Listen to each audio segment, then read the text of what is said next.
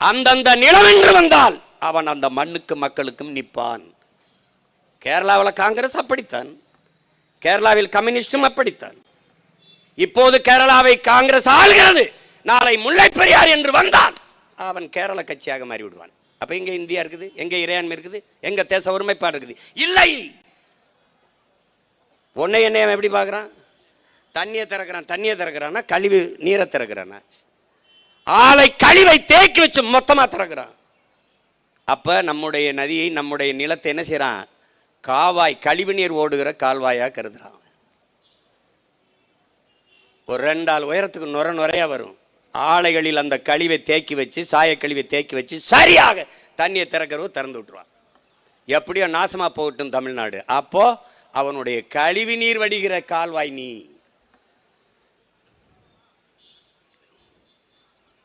உன்னுடைய மலையை வெட்டி எடுத்துட்டு போறான். கேரளாவில் மலை இருக்கா இல்லையா? இருக்கு. பயன்பாடு யாருக்கு? கேரளாவிற்கு. அந்த மண்ணின் மக்களுக்கு சாலை போடுதல், கட்டடம் கட்டுதல், துறைமுகம் கட்டுதல், எல்லாவற்றுக்கும் பயன்பாடு அவனுக்கு. மணல் கல் யாருடையது? என்னுடையது. கன்னியாகுமரியிலிருந்து, தென்காசியிலிருந்து, திருநெல்வேலியிலிருந்து என் மலையை, என் தாயின் மாறை அறுத்து கற்களாகவும் மணலாகவும் கொண்டு போகுது கேரளா. அதே லாரியில் திருப்பி கோழி கழிவு, மருத்துவ கழிவு, பூரா கழிவுகளையும் என் நிலத்தில் கொட்டுறான். குப்பை மேடாக கருதுகிறான். என் வளத்தை எடுத்துக்கொண்டு போய் என் நிலத்தில் குப்பை மேடாக்குறான். இவன் சாக்கடை, இவன் குப்பை மேடு. ஒருத்தனுக்கு கோபம் வந்திருக்கா?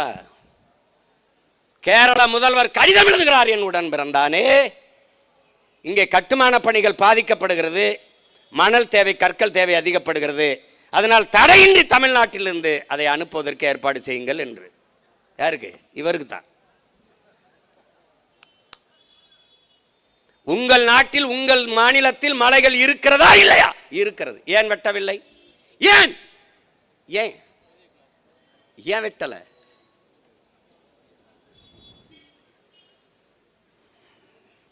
இந்த கேள்வி எழாத வரை இந்த இனம் எழாது வாழாது. அதை நீ கவனத்தில் வச்சுக்கிட்டு சிந்திக்கணும்.